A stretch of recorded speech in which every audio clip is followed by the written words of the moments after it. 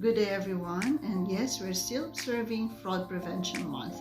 And for this episode, I have invited a few of my colleagues to help me in this endeavor to spread awareness and educate the public on immigration fraud.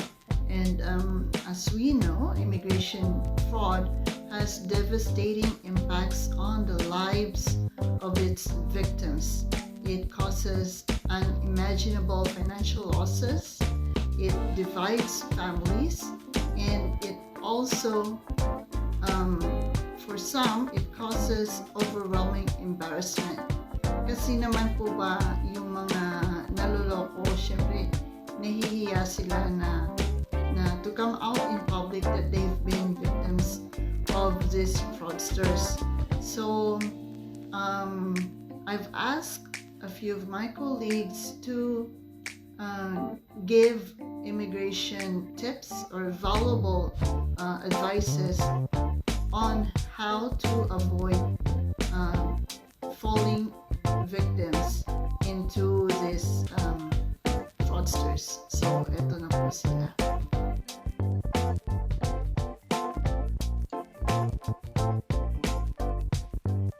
Hi everyone, my name is Julie McMahon and I am an RCIC in Canada, and I'd like to take this opportunity to thank Odette, who is also an RCIC in Canada and is my colleague, for asking me to talk to you today about immigration fraud.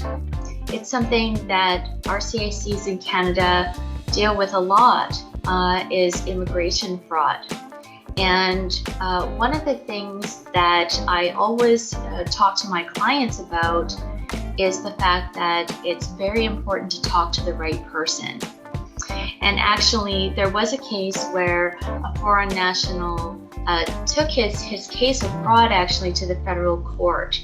And the judge actually said to him, "You were responsible as the applicant for talking to the right person." You see, in that case, he had given about $40,000 of his savings to a fraudster in his home country who promised him a Canadian job. Well, I'm afraid that that's not the way that it works. You know, you can't buy a job from overseas, and all of those promises and recruitment initiatives are actually fraudulent.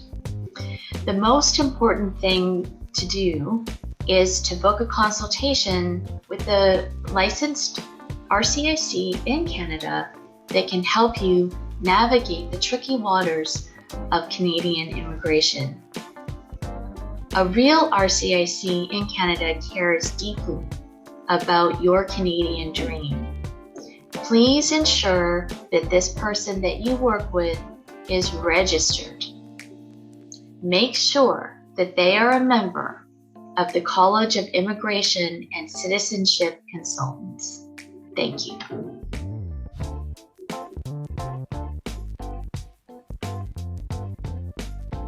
Here are two important tips to avoid being scammed when you are new to Canada.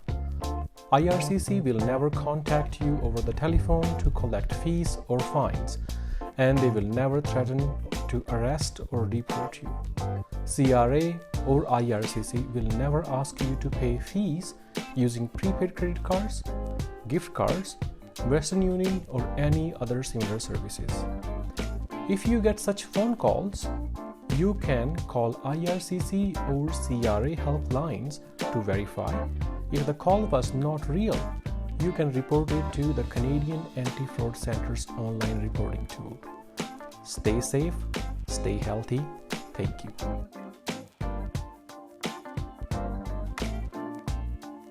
Hi everyone, my name is Geraldine Alcalde, an RCIC, like my colleague Odette Montelibano. Odette, thanks for making me a part of this information dissemination endeavor for this month of March, the Fraud Prevention Month.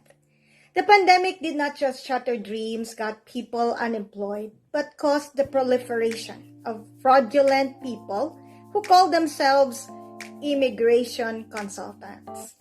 There has been a surge of applications to come to Canada due to the dire conditions in their home countries like the Philippines. However, a number of clients who have consulted with me had been victimized by unregulated people who misrepresented themselves as consultants.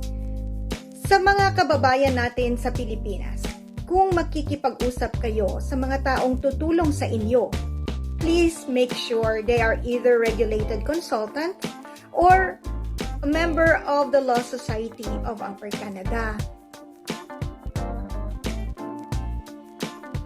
So, some tips to prevent the fraud are: make sure you check the license number on the CICC website if you're hiring a authorized immigration consultant. Second, make sure you confirm the phone number, company name, and the email on the CICC website.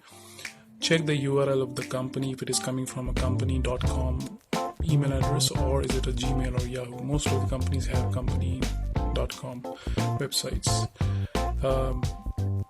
No one can guarantee you a job or a visa in Canada, not the immigration consultants. We cannot guarantee you that you will get a visa 100%. The visa is given by the immigration officer, and he or she is the final decision maker.